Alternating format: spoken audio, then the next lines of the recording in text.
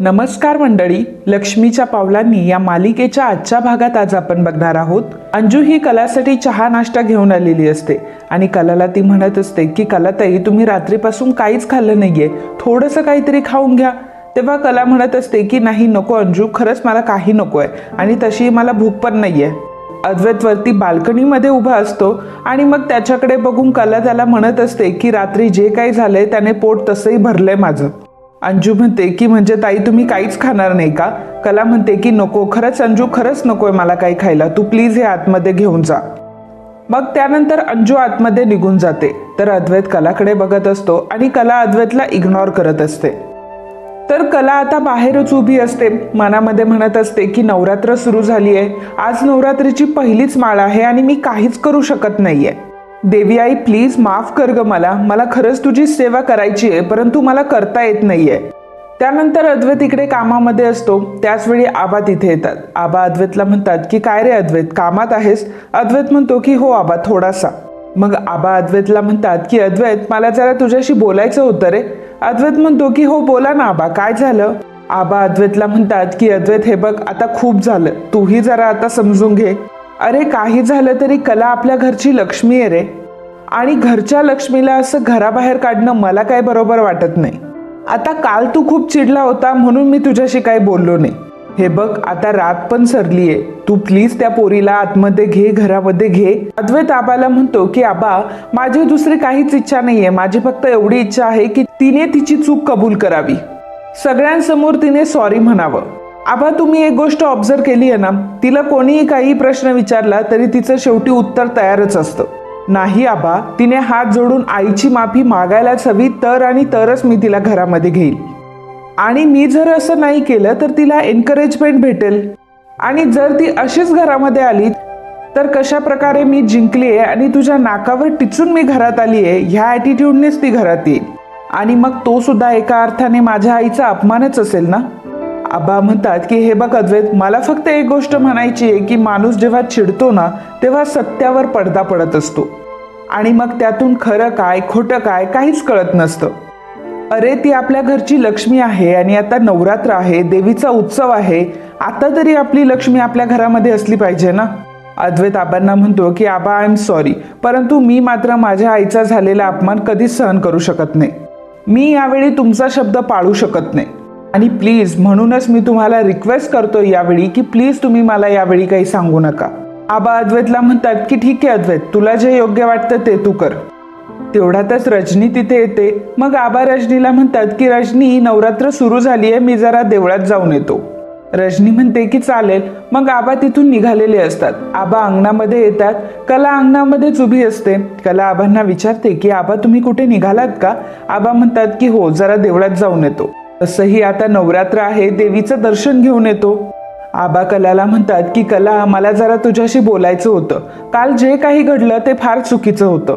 हे बघ, तू सन्मानाने या घरामध्ये आली होतीस आणि अद्वैतने तुला असं घराबाहेर काढलं. खरं तर हा खूप मोठा गुन्हा केलाय त्याने. तुझा अपमान झाला ही गोष्ट मी समजू शकतो, अद्वैत खरंच खूप चुकीचं वागलाय. पण कला, अगं तू तरी समजूतदार आहेस ना, तू तरी हट्ट सोड आणि घरात चल. हवं तर मी तुझी माफी मागतो. कला म्हणते की नाही आजोबा, प्लीज असं बोलू नका हो, आणि मला अडचणीत टाकू नका. आबा कलाला म्हणतात की हे बघ कला, मी मालक आहे ना या घरचा, हे बघ मी तुला सन्मानाने घरामध्ये घेऊन जातो, पण माझ्या घरची लक्ष्मी अशी बाहेर थांबलेली मला बघवणार नाही ग. कला आबांना म्हणते की आबा मला माहिती आहे की तुम्हाला माझी काळजी वाटते आणि काल जे काही घडलं ते तुम्हालाही पटलेलं नाहीये, पण आजोबा मी तुम्हाला खरंच सांगते की माझी त्यामध्ये काहीच चूक नाहीये, आणि चांदेकरला जे काही वाटते त्यातलं मी कणभर सुद्धा काहीच केलं नाहीये. आबा जर माझी चूकच नाहीये तर मी ह्या सगळ्या गोष्टी का म्हणून मान्य करू? हे बघा आजोबा, मी तुम्हाला अडवत नाहीये, परंतु काल चांदेकर माझ्याशी जे काही वागलाय ना त्यामुळे माझ्या मनावर फार आघात झालाय. सगळे अपमान फक्त पोटात घालून घेणं असं तर मला नाही जमणार ना आजोबा. कुठेतरी माझा स्वाभिमान पण मला अडवा येतोय, आणि त्यामुळे जोपर्यंत चांदेकर मला आतमध्ये घेत नाही, घरामध्ये नेत नाही, तोपर्यंत मी घरामध्ये येणार नाही. मग त्यासाठी मला कितीही वेळ अन्न पाण्याशिवाय राहायला लागलं ना तरी सुद्धा मला चालेल. आबा मनामध्ये म्हणत असतात की खरंच हे दोघंही इतके हट्टे आहे ना की यांच्या हट्टापायी संसाराचं यांचं काहीही झालं तरी चालेल. पण हे दोघं काही हट्ट सोडणार नाही. आता अंबाबाई, तूच या दोघांच्या मनामध्ये काहीतरी प्रकाश पाड ग. हे भांडण आता सावरायचं तर सावरायचं कसं हे मला नाही माहिती, पण माझ्या या नाचुनेला पुन्हा तूच तुझ्या पावलांनी घरामध्ये घेऊन ये. एवढं बोलून आबा आता तिथून निघतात. इकडे कला अजूनही अंगणातच उभी असते. त्याच वेळी सरोज आणि बाबा हे मागे उभे असतात. कलाला बाहेर उभं बघते तेव्हा तिच्या डोळ्यात लगेचच पाणी येतं. मग कलाच्या खांद्यावर ती हात ठेवते. कला जेव्हा मागे वळून बघते तेव्हा समोर आईला बघून कलाला धक्काच बसतो आणि मग ती म्हणते की आई आणि बाबा तुम्ही इथे, आणि तुम्ही इतक्या सकाळी इथे काय करताय? आज तर घरी घट बसणार असतील ना आई? संगीता म्हणते की माझ्या लेकराची काय अवस्था केली ह्या लोकांनी, रात्रभर तुला इथे बाहेर उभं ठेवलं ना त्यांनी. कला संगीताला म्हणते की पण तुम्हाला या सगळ्या गोष्टी कोणी सांगितल्या? संगीता म्हणते की आम्हाला कोणी सांगितलं, काय सांगितलं हे महत्वाचं नाहीये कले. अगं आज देवीची पहिली माळ आहे आणि या लोकांनी तुला घराबाहेर ठेवलं. अगं असं कसं काय वागू शकतात ते? तू या घरासाठी किती काय काय करते हे काय त्यांना माहित नाही का? माझी कला कधीच चुकीचं वागू शकत नाही आणि तरी सुद्धा ती लोक असं करतात. बाबा कलाला विचारतात की बाळा अगं तू काही खाल्लंयस का? तेव्हा कला म्हणते की बाबा मला नकोय काही खायला. मग बाबा म्हणतात की अगं कले असं करून कसं काय चालेल ग? काही करून तुझ्या पोटात काहीतरी जायला हवं, काहीतरी खा बाळा. संगीता कलाला म्हणते की हे बघ बाळा, काहीही झालं तरी चालेल परंतु अन्नावर मात्र कधीच राग काढायचा नसतो. कला संगीताला म्हणते की आई प्लीज, मला खरंच काही भूक वगैरे नाहीये आणि तू प्लीज मला फोर्स करू नको, आणि माझी हीच रिक्वेस्ट आहे तुम्हाला दोघांना पण की तुम्ही प्लीज या गोष्टीमध्ये पडू नका. संगीता म्हणते की का पडू नको आम्ही? अगं आई बाप आहोत आम्ही तुझे. ही लोक तुझ्याशी वाटेल ते वागणार आणि आम्ही नुसतं बघत बसायचं का? हे बघ आतापर्यंत खूप गोष्टी सहन केल्या, खूप अपमानही सहन केला आम्ही आमचा. तुझ्या भांडणात आम्ही कधी मध्ये पडलोही नाही आणि कधी विचारपूसही केली नाही. पण बस झालं आता खूप झालं. आता आम्हाला हे अजिबात बघवत नाहीये. माझ्या सोन्यासारख्या लेकराला ह्या लोकांनी रात्रभर घराबाहेर उभं केलं. नाही, या गोष्टीचा जाब तर मी त्यांना विचारणारच आणि आत्ताच्या आत्ता मी सरोज मॅडम सोबत बोलणार. आता तर मी त्यांना जाब विचारणारच, आता मला कोणीच अडवायचं नाही. असं म्हणून संगीता डायरेक्टली आतमध्ये निघून जाते. कला तिला थांबवत असते तरी सुद्धा संगीता काही थांबलेली नसते. कला बाबांना म्हणत असते की बाबा प्लीज तुम्ही आता सांभाळून घ्या, आई काय करते बघा एकदा. मग बाबा सुद्धा आता संगीताच्या मागे मागे जातात. कलाला आता खूपच टेन्शन आलेलं असतं की आता आई आतमध्ये जाऊन काय राहाडा करते की काय. तर इकडे सरोज, रोहिणी, अद्वैत आणि नैना हे चौघही तिथे हॉलमध्ये बसलेले असतात. संगीता डायरेक्टली घरामध्ये आलेली असते आणि सगळ्यांसमोर येऊन उभी राहते. नैना उभी राहते आणि म्हणते की मम्मा अगं तू? तेव्हा संगीता म्हणते की 1 मिनिट. मग संगीता नैनाला म्हणते की थांब 1 मिनिट, मला तर तुझ्याशी नंतर बोलायचंच आहे ग, परंतु त्याआधी मला या सगळ्यांशी बोलायचंय. माझ्या लेकीला तुम्ही रात्रभर घराबाहेर ठेवलं, असं काय केलंय तिने? काय चुकीचं वागलीये ती? मला एक गोष्ट माहिती आहे की माझी कला कधी चुकीचं वागूच शकत नाही, कारण तिच्या स्वभावातच ती गोष्ट नाहीये. मला माहिती आहे तुमचा खूप मोठा गैरसमज झालेला असतात. अहो घरच्या सुनेला तुम्ही रात्रभर घराबाहेर ठेवता.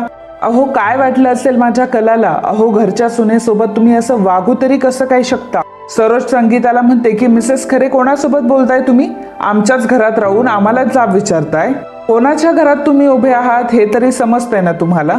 हे चांदेकरांचं घर आहे आणि प्रतिष्ठित घर आहे. या आवाजात या घरामध्ये अजिबात बोलायचं नाही. आमच्या इथे काही शिष्टाचार हे पाळलेच जातात आणि आमच्या घरात जे कोणी येतं ना त्याला सुद्धा हे शिष्टाचार पाळावेच लागतात. मुळात म्हणजे चांदेकर हे प्रतिष्ठित आहेत, ही गोष्ट पहिल्यांदा लक्षात ठेवायची. मग संगीता सरोजला म्हणते की माफ करा सरोज मॅडम, तुमच्यासारखे शिष्टाचार वगैरे मला काही येत नाही. तुम्ही लई मोठी लोक आहेत मान्य मला, परंतु तरी सुद्धा मला तुम्हाला हेच विचारायचंय की रात्रभर तुम्ही माझ्या सुनेला घराबाहेर. अहो तुमचं चांदेकर कुटुंब म्हणजे अख्ख्या कोल्हापुरामधलं प्रतिष्ठित कुटुंब आहे ना. ही गोष्ट तर मला माहिती आहे, परंतु तरी सुद्धा हे सगळं असताना तुम्ही असं वागलात. अहो लोक काय म्हणतील याचा जरा तरी विचार करायचा होता हो तुम्ही. लोकांचं तर जाऊ द्या तो, परंतु तुमच्या मनाला सुद्धा वाटलं नाही का की तुमची सून रात्रभर घराबाहेर थांबली म्हणून? सरोज संगीताला म्हणते की एक्सक्यूज मी मिसेस खरे, तुम्ही अशा आवाजात आमच्याशी बोलताय जसं काय आम्ही तिला तिथं घराबाहेर थांबण्यासाठी, घराबाहेर राहण्यासाठी भाग पाडलंय. पण एक गोष्ट लक्षात ठेवायची की हे जे काही घडलंय ना त्या सगळ्या गोष्टीला फक्त आणि फक्त तीच जबाबदार आहे. आणि यापुढे तुम्हाला जे काही बोलायचं असेल ना ते तुम्ही तिच्या समोर जाऊन बाहेरून बोलायचं, इथे नाही बोलायचं. आत्ताच्या आत्ता तुम्ही चला बरं बाहेर. संगीता तरी जागची हालत नसते. आता ही सरोज इतकी मूर्ख असते की ती संगीता काय जागचीही हालत नसते. आता सरोजला खूप राग येतो आणि मग सरोज आता संगीताचा हात पकडते आणि संगीताला आता जोराचं खेचत बाहेर आणते आणि कलाजवळ येऊन संगीताला थोडंसं ढकलून देते. हा सगळा प्रकार बघून कलाला खूप मोठा धक्का बसतो. मग सरोज म्हणते की हा जो काही प्रकार तुम्ही घरामध्ये चालला होता ना तुमचा, तो तुमच्या मुलीसमोरच होऊ देत ना. मग कला संगीताला म्हणते की अगं आई का करतेस असं. मग संगीता कलाला म्हणते की नाही कले, तुला शपथ आहे माझी, आज तू बाकी काहीच बोलायचं नाही असं म्हणून सरोजशी ती बोलायला लागते. तेवढ्या सरोज तिला म्हणते की एक मिनिट, माझा मुद्दा अजून संपलेला नाहीये. आणि तुम्ही काय म्हटलं मगाशी की ही माझी सून आहे म्हणून? तुम्ही आम्हाला फसवून आमच्या गळ्यामध्ये हिला बांधलंय, सो ही आमची सून कधी होऊ शकत नाही. त्यामुळे मी हिला सून मानतच नाही. ह्या मुलीचं आणि आमचं कुठलंही नातं नाहीये. तेव्हा संगीताला खूप मोठा धक्का बसतो. संगीता म्हणते की अहो सरोज मॅडम, तुम्ही काय बोलताय हे सगळं? अहो काय बोलताय हे सगळं की आमच्या कलेसोबत तुमचं कुठलंही नातं नाहीये म्हणून? अहो देवा ब्राह्मणांच्या साक्षीने सगळ्यांसमोर कलेचं आणि अद्वैतरावांचं लग्न झालंय हो. आम्ही दोघांनी आमच्या या हाताने आमच्या लेकीचं कन्यादान केलंय हो. दोघांनीही एकमेकांच्या गळ्यात माळा घातल्यात. दोघांनीही एकमेकांसोबत सप्तपदी घेतल्या आणि अद्वैतरावांनी तर स्वतःच्या हाताने मंगळसूत्रामध्ये हळदी कुंकू सुद्धा भरलं. अद्वैतरावांनी सौभाग्याचं लेणं सुद्धा माझ्या कलेच्या गळ्यात बांधलंय हो. आणि तरी सुद्धा तुम्ही हे म्हणताय की माझ्या कलेचं अद्वैतरावांशी कोणतंही नातं नाहीये म्हणून? अहो अख्ख्या कोल्हापुराला ही गोष्ट माहिती आहे की ती तुमची सून आहे म्हणून. आणि तरी सुद्धा तुम्ही हे काय बोलताय की तुमचं तिच्याशी कुठलंही नातं नाहीये. जर तुमचं तिच्याशी कुठलं नातं नाहीये तर मग ती ह्या घरामध्ये का राहते? सरोज म्हणते की हो राहते ना, ती आमच्या घरात राहते, मी याबद्दल नाकारतच नाहीये. कारण आमच्या घरामध्ये भरपूर मदतनीस आहेत आणि तेही आमच्याच घरात राहतात. मग ते आमच्या घरामध्ये राहतात याचा अर्थ आमचं घर म्हणजे त्यांचं घर होत नाही. आणि शेवटी मोलकरणी कितीही राबल्या ना घरामध्ये, शेवटी त्यांची लायकी ही तेवढीच असते. आता सरोज ही कलालाच मोलकरीण बोललेली असते हे ऐकून पुन्हा एकदा संगीताला खूप मोठा धक्का बसतो. संगीता सरोजला म्हणते की अहो काय बोलताय तुम्ही सरोज मॅडम, स्वतःच्या सुनेला तुम्ही मोलकरीण असं म्हणताय? हो, बोलण्याचं थोडं तरी भान ठेवा हो. अहो आज नवरात्रीची पहिलीच माळ आहे, देवी आई बसली आहे ना घरामध्ये, तरी सुद्धा तुम्ही घरच्या सुनेला, घरच्या लक्ष्मीला असं बाहेर काढता. अहो तुम्हाला थोडं तरी शोभतं का ह्या सगळ्या गोष्टी? संगीता आता सरोज समोर हात जोडते आणि म्हणते की अहो सरोज मॅडम, माझी कला फक्त घरामध्ये नाही हो राहत, माझी कला तर अद्वैतरावांच्या खोलीमध्ये राहते. तरी सुद्धा तुम्ही ही गोष्ट म्हणताय की काय नातं आहे म्हणून? सरोज म्हणते की खरं खरं मला आहे ना तुमचं काही बोलणंच पटत नाही. आणि मला एकच गोष्ट कळत नाही की कशा प्रकारे तुम्ही आणि तुमच्या मुली एकाच माळेच्या मणी आहात.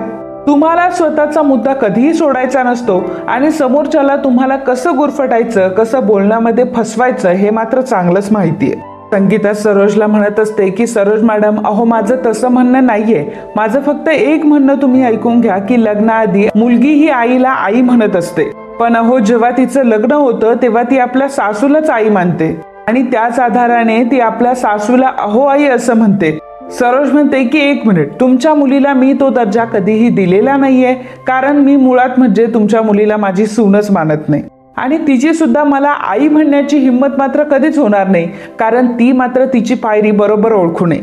आणि काय हो, जेव्हा तुम्हाला कळलं की तुमच्या मुलीला घराबाहेर काढले तर तुम्ही लगेचच आला आमच्या घरी आणि लगेचच मला जाब विचारायला लागलात. पण हे नाही विचारलं तुम्ही की कशासाठी तिला घराबाहेर काढण्यात आलंय, काय केलंय असं तिने, त्याबद्दल नाही जाब विचारता आला. या बाईमध्ये एवढा कॉन्फिडन्स कुठून येतो ना हेच मला कळत नाहीये. स्वतःच्या खिशात तर काहीच नाहीये, परंतु रोग कसा ठेवायचा ना की आम्ही मात्र यांचं खूप काही देणं लागतो. आणि ह्या बाईला तर काय, स्वतःच्या मुलीबद्दल तर एक वेगळाच कॉन्फिडन्स आहे. हिला तर नेहमी असं वाटत असतं की स्वतःची मुलगी म्हणजे अगदी धुतल्या तांदळासारखी स्वच्छ आहे.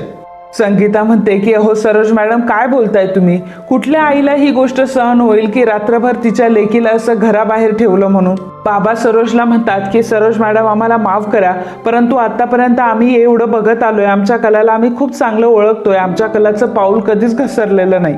उलट जर कोणाचं पाऊल घसरत असेल ना तर स्वतः सावरायला जाईल ती. संगीता म्हणते की मला माहिती आहे की माझ्या कलेला यांनी का घराबाहेर काढलंय ते. सरोज म्हणते की अरे वा, तुम्हाला माहिती आहे का घराबाहेर काढलंय आम्ही तिला? तुम्हाला माहित असून सुद्धा तुम्ही पुन्हा आम्हाला जाब विचारायला आलात?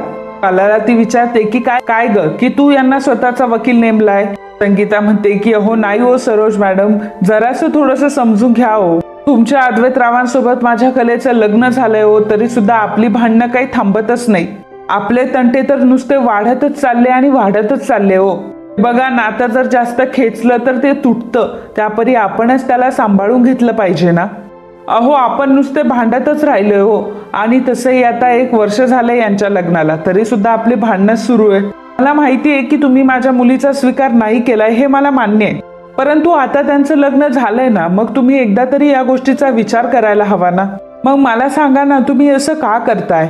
हो मला माहिती आहे की तुमच्या पोरासाठी तुमचं काळीज तिळतीळ तुटतंय, पण अहो कला सुद्धा माझी लेकच आहे ना, तिचाही थोडा विचार करा. सरोज म्हणते की तुमच्या मुलीची तुलना माझ्या मुलाशी अजिबात करू नका, कारण तिची तेवढी लायकीच नाहीये. तिच्या सहवासात तो येतो म्हणून मला त्याची जास्त चिंता वाटते आणि म्हणूनच मी त्याच्यापासून तिला लांब. संगीता रडत असते, हात जोडून म्हणत असते की अहो असं नका हो करू, त्यांना त्यांचा संसार करू द्यात ना त्यांच्या पद्धतीने. मग नैना संगीताला म्हणते की मम्मा 1 मिनिट, कला इथे काय वागते आणि कशी वागते ना, हे तुला तिकडं बसून अजिबात समजणार नाही. पण अगं मी तर इकडंच असते ना, मी नेहमी चांदेकरांच्या घरातच राहते, माहितीये ना तुला. अगं ही कला 1 नंबरची खोटाडी आहे आणि नुसतं खोटं बोलत असते. आणि अगं मम्मा, खोटेपणाने कधीच संसार होत नसतो. कधीतरी ना मला ह्या कलाची लाज वाटते. अगदी मोठी बहीण म्हणून मी कितीतरी वेळा ह्या कलाला समजावून सांगण्याचा प्रयत्न केला, परंतु ऐकेल ती कला कुठली. बाबा नयनावर ओरडतात आणि नयनाला म्हणतात की अगं नयने, काय बोलतेस तू आपल्या बहिणीबद्दल? काय बोलते तुझं तुला तरी कळतंय का? संगीता नयनाला म्हणते की अगं नयने, जरा तरी भान ठेव, काय बोलतेस याचं. अगं तू कोणाबद्दल बोलते हे तरी कळतंय का तुला? अगं तू तर मोठी बहीण आहे ना कलाची. अगं तू कलाची बाजू घेऊ नको, तशी अपेक्षा सुद्धा नाहीये तुझ्याकडनं. पण अगं निदान ठामपणे तिच्या बाजूने उभी तरी राहा. नयना म्हणते की काही नाही ग मम्मा, फक्त हिच्या डोक्यात श्रीमंती गेलीये, बाकी काही नाही. बाबा नयनाला म्हणतात की नाही, विसरू नकोस एक गोष्ट, की कला कायम तुझ्या पाठीशी उभी राहिली आतापर्यंत. आणि तुला सुद्धा एक गोष्ट चांगलीच माहितीये की कला कधीच चुकीचं वागू शकत नाही. आणि एवढंच नाही तर कलेला कधी खोटेपणा केलेला सुद्धा आवडत नाही. संगीता नयनाला म्हणते की नयने, अगं विसरलीस का, माझी कला ही आपल्या घराचा आधार होती आणि अजूनही ती आपल्या घराचा आधारच आहे. माझी कला इतकी उथळ तर अजिबात नाहीये की श्रीमंती तिच्या डोक्यात जाईल. आणि माझी कला कधी खोटं बोलू शकत नाही. तिच्यासारखी लेक अंबाबाईने माझ्या पदरात टाकली आहे आणि माझ्या आयुष्याचं सोनं झालंय. नयना म्हणते की कुठल्या जगात वावरताय तुम्ही? ती फक्त आणि फक्त खोटंच बोलते. आपल्या घरी ती असं वागली नाही, कारण काय, कधी तिला असा चान्सच मिळाला नाही ना. एकतर ऑलरेडी आपली तंगी असायची, सतत आपण काटकसर करायचो. एवढं सगळं असताना ती दुसरं काय करणार होती. परंतु इकडे मात्र कला पावला पावलात खोटंच बोलते. आधी डिझाईनच्या वेळी खोटं बोलली, त्यानंतर तुमच्या इथे तिने पैसे पाठवले तेव्हाही खोटं बोलली. मम्मा अगं तुला माहित नाहीये, सरोज मामीने काही कमी वेळा चान्स नाही दिले तिला, तरी सुद्धा ती चुकीचंच वागत आलीये.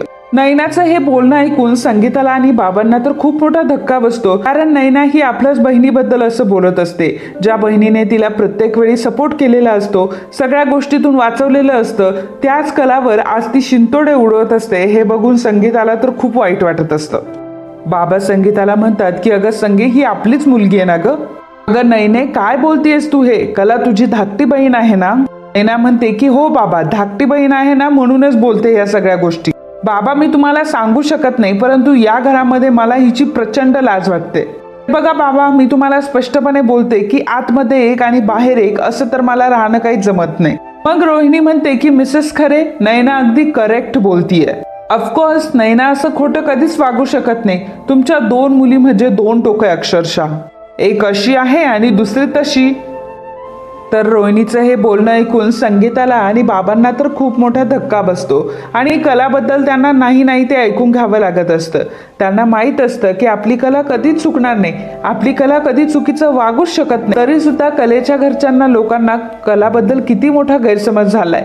कोणीच कलाबद्दल चांगलं बोलत नाही, सगळेजण कलाच्या विरोधात उभे आहेत. हे बघून संगीताला आणि बाबांना खूप दुःख झालेलं असतं. आणि मित्रांनो, आजचा हा भाग इथेच संपतो. पुढील भागात आपल्याला बघायला मिळणार आहे सरोजला आता संगीताचा इतका राग आलेला असतो की सरोज डायरेक्टली संगीताला दूर ढकलून देते. संगीता आता खाली पडलेली असते आणि त्याच वेळी आबा तिथे येतात. आबा संगीताला वर उठवतात आबा आता खूप रागवलेले असतात. सरोजचं हे वागणं आबांना अजिबातच पटलेलं नसतं. आबा सरोजला म्हणतात की सरोज, आतापर्यंत तुझं खूप ऐकून घेतलं हा मी, आता मात्र माझा संयम सुटलाय. आता तुझी ही शिक्षा असेल की या वर्षी देवी आईची आरती तू करणार नाही. आबा खूप चिडून सरोजला बोललेले असतात. सरोजला आता खूप राग आलेला असतो आणि याचा राग सुद्धा ती कलावरच काढते. कलाला ती म्हणत असते की आजपर्यंत आबा कधीच माझ्याशी या शब्दात बोलले नाही आणि आता जर या घरातून मी तुला कायमची घरातून बाहेर काढलं नाही ना, तर नावाची सरोज नाहीये मी. सरोजने असं धमकावून कलाला सांगितलेलं असतं. त्यामुळे कला मात्र शॉक होऊन सरोजकडे बघत असते. याचा अर्थ सरोज मला कधीही आपलं मानत नाही आणि त्यामुळे जेव्हा सरोज खाली पडली होती, स्वतःहून पडली होती, तरी सुद्धा ही गोष्ट तिने सगळ्यांना सांगितली नाही, कारण खरंच हिला मला घराबाहेर काढायचंय ही गोष्ट आता कलालाही समजलेली असते. परंतु आबांनी मात्र सरोजला चांगलंच झापलेलं असतं. तिने जे काही कृत्य केलेलं असतं, म्हणजे संगीताला तिने ढकलून दिलेलं असतं खाली, तेही संगीता तिची वयाची असताना सुद्धा तिने असं केलेलं असतं. या गोष्टीमुळे आबांना मात्र सरोजचा खूप राग आलेला असतो आणि सरोजवर ते खूपच चिडलेले असतात. आणि सरोजकडून मात्र आतापर्यंतचा सगळ्यात मोठा मान आता आबांनी हिरावून घेतलेला असतो, ते म्हणजे देवी आईच्या उत्सवातील आरती. मागच्या वेळीची सगळी आरती तर सरोजनेच केली होती, परंतु यावेळी मात्र आबांनी सरोजकडून तो मान काढून घेतलेला असतो. त्यामुळे सरोजला खूप मोठा धक्का बसलेला असतो आणि हे सगळं कलामुळे झालंय असं तिला वाटत असतं. यामध्ये सुद्धा तिला स्वतःची काहीच चूक वाटत नसते. तरी सरोजला ढकललेलं नसतं, तरी सुद्धा सरोज असं म्हटलेली असते की तिने मला ढकललंय आणि इथे मात्र सरोजने जाणून बुजून मुद्दामून कलाच्या आईला ढकलून दिलेलं असतं. या गोष्टीमध्ये तिची काही चूकच नाही असं सरोजचं म्हणणं असतं. तर मित्रांनो, तुम्हाला काय वाटतं की कला पुन्हा घरामध्ये येईल का? मानाने अद्वैत तिला घरामध्ये घेईल का? आणि सरोज आता कलाचा पुढे काय काय सूड उगारेल हे आपल्याला पुढील काही भागात बघायलाच मिळेल. तर मित्रांनो, तुमच्या ह्या सगळ्या प्रश्नांची उत्तरं येणाऱ्या काही भागात आपल्याला बघायला मिळतीलच. So friends, if you like my video, please do subscribe, share and comment. Thank you.